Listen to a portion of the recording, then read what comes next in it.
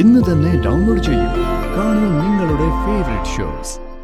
അവളോട് റെയിൽവേ ബ്രിഡ്ജിന്റെ മുന്നിലേക്ക് വരാനും പറഞ്ഞു. ദേ ഇപ്പൊ ചെന്ന രണ്ടെണ്ണത്തിനെ പിടിക്കാം.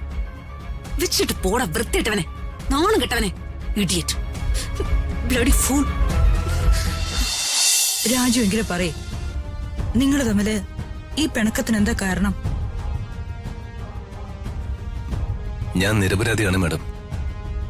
ഋതിക മാഡത്തിൻ്റെത് വെറും തെറ്റിദ്ധാരണ മാത്രമാണ്. മിണ്ടരുത് രാജു. എല്ലാവരും കരുതി ഇയാളൊരു നിഷ്കളങ്കനാണെന്ന്. പക്ഷെ ചതിയന ഇയാള്, ചതിയൻ.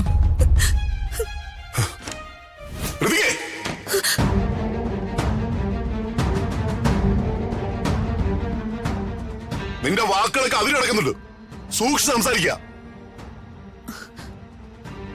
ആരോട് എന്തും പറയാനുള്ള ലൈസൻസ് നിനക്ക് എവിടെ നിന്നാ കിട്ടിയത്? ഇവനൊരു പാവമായതുകൊണ്ടാണോ നീ അവന്റെ തലയിൽ കയറുന്നത്? അഹങ്കാരം കയറി നിന്റെ തലയ്ക്ക് പിടിച്ചിരിക്കുക. അച്ഛനും മുത്തശ്ശിയും ചെറിയമ്മയും ചെറിയച്ഛനൊക്കെ സപ്പോർട്ട് ഉണ്ടെന്ന് കരുതി ഇവനായിട്ട് ഇങ്ങനെ കൊരങ്ങളിപ്പിക്കരുത് നീ. അത് ഇവിടെ ആരുടെ മുമ്പിലും വില പോവില്ല. ഒരു പുതിയ ഭാര്യ ഇറങ്ങിയിരിക്കുന്നു എന്ന് വെച്ചാൽ ലോകത്തുള്ള ആരും കല്യാണം കഴിച്ചിട്ടില്ലല്ലോ. താലി കഴുത്തിൽ ചാർത്തിന്ന് കരുതി ഇവിടെ നീ വിലക്കെന്നെടുത്തിട്ടില്ലല്ലോ. ആരും ആരെയും ഭരിച്ച് ഇവിടെ ജീവിക്കാനും നോക്കണ്ട. ഭാര്യയ്ക്കും ഭർത്താവിനും വ്യക്തിത്വമുണ്ട്, അത് നീ മറക്കരുത്. മനസ്സുകൊണ്ടാ ഒന്നാകേണ്ടത്.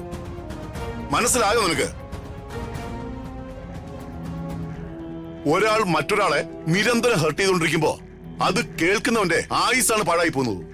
അത് നീ മനസ്സിലാക്കുക. നീ പെട്ടെന്നുള്ള ദേഷ്യത്തിന് ഇവനെ എത്ര കറുപ്പിക്കാൻ നോക്കിയാലും അവൻ ഞങ്ങളുടെ മുമ്പിൽ കറുക്കില്ല.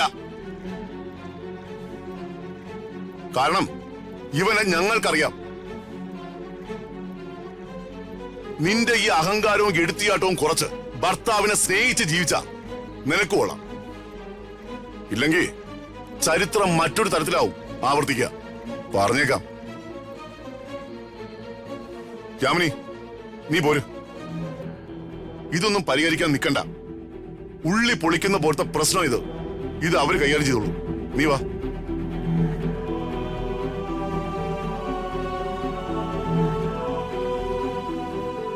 അതങ്ങനെ ആരെന്ത് തെറ്റ് ചെയ്താലും അതിന്റെ കുറ്റം എന്റെ പെടലിക്ക് വരും. അതാ എന്റെ വിധി. രാജുവിനെ പ്രേമിച്ച് കല്യാണം കഴിച്ച ഞാൻ വെറും പൊട്ടി. എല്ലാവരുടെ മുൻപിൽ അഹങ്കാരി. എനിക്കിപ്പം വേണ്ടതേ ഒരല്പം മനസമാധാനം. രാജുവിന്റെ മുഖം കണ്ടാലേ എനിക്കത് ഇല്ലാതാവും. ദൈവമേ, എന്റെ സങ്കടം ഞാൻ ആരോട് പറയും?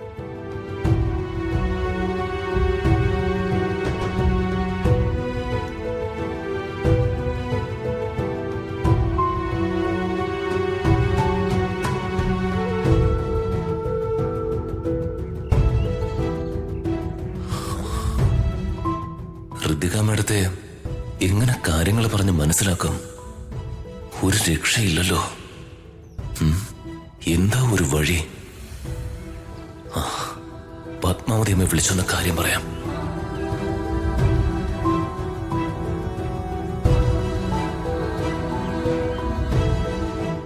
ഇവനിവിടെ എന്താ പറയുന്നത്? എന്തോ കാര്യമുണ്ട്.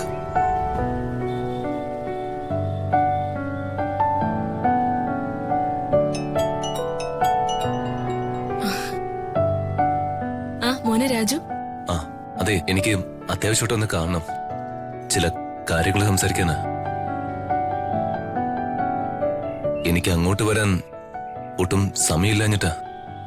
പിന്നെന്താ, കാണാലോ. മോന് എങ്ങോട്ട് വരുമെന്ന് പറഞ്ഞാ മതി. നമുക്കേ റെയിൽവേ ബ്രിഡ്ജിന്റെ അവിടെ വെച്ച് കാണാം.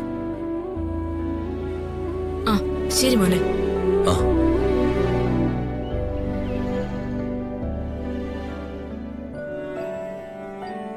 ഇവൻ ഏതോ പെണ്ണിനെയാണ് ഫോൺ ചെയ്തത്. ശരിക്കും ഇനി ഇവന് കാമുകയുണ്ടോ? എന്തായാലും ഇത് വെച്ചൊരു ചെറിയ പണി കൊടുക്കാം.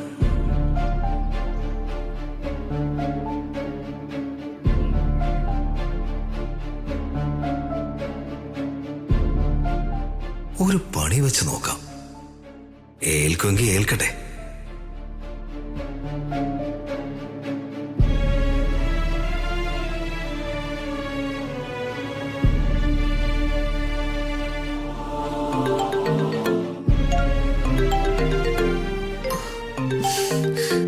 ഇവൻ എന്തിനാ എന്നെ ഫോൺ ചെയ്യുന്ന?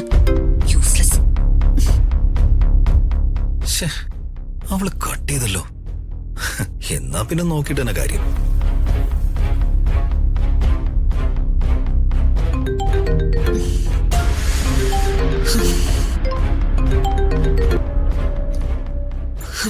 എന്താണ് നിനക്ക് വേണ്ടത്? നീ ചാടി കടിക്കാതെ ഹൃതികെ. എന്തൊക്കെ പറഞ്ഞാലും നീ എന്റെ വല്യമ്മാനെ മോളല്ലേ, എന്റെ പെങ്ങളും അല്ലേ, ഞാൻ നിന്റെ ഏട്ടനെ കൂടിയല്ലേ. നിന്നെ പോലൊരു ഫ്രോഡ് ഏട്ടനെ എനിക്ക് വേണ്ട. ഞാൻ നിന്റെ പെങ്ങളുമല്ല. ഞാൻ പറയുന്നത് കേട്ടിട്ട് നീ ഫോൺ കട്ട് ചെയ്താ മതി. ഇപ്പൊ നിന്റെ ഹസ്ബൻഡ് രാജു ഒരു ഫോൺ ചെയ്ത് ഞാൻ കേട്ടു. അതിനെപ്പറ്റി പറയാനാ ഞാൻ വിളിച്ചത്. അവനിപ്പോ അവന്റെ കാമുകയെ ഫോണിൽ വിളിച്ചു. ആദ്യം ഞാൻ വിശ്വസിച്ചില്ല, പിന്നെ അവൻ പറയുന്നത് കേട്ടപ്പോ എനിക്ക് വിശ്വസിക്കേണ്ടി വന്നു. എന്താണ് നീ കേട്ടത്? അവൻ അവന്റെ കാമുകിയോട് അത്യാവശ്യം ഒന്ന് കാണണമെന്ന് പറഞ്ഞു. അവളോട് റെയിൽവേ ബ്രിഡ്ജിന്റെ മുന്നിലേക്ക് വരാനും പറഞ്ഞു. ദേ ഇപ്പൊ ചെന്ന രണ്ടെണ്ണത്തിനെ പിടിക്കാം. വെച്ചിട്ട് പോടാ വൃത്തിയിട്ടവനെ, നാണം കെട്ടവനെ, ഇഡിയറ്റ്, ബ്ലഡി ഫൂൾ.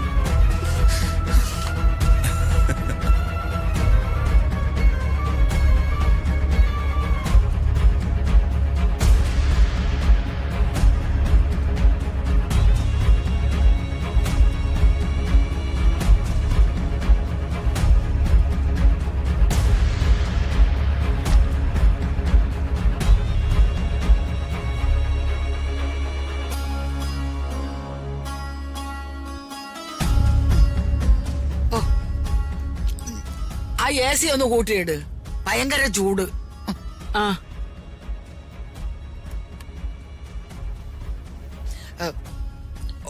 ഉള്ള കാര്യം പറയാലോ, ഇനിയുള്ള കാലം AC ഇല്ലാതെ ജീവിക്കാൻ എന്നെ കൊണ്ട് പറ്റത്തില്ല.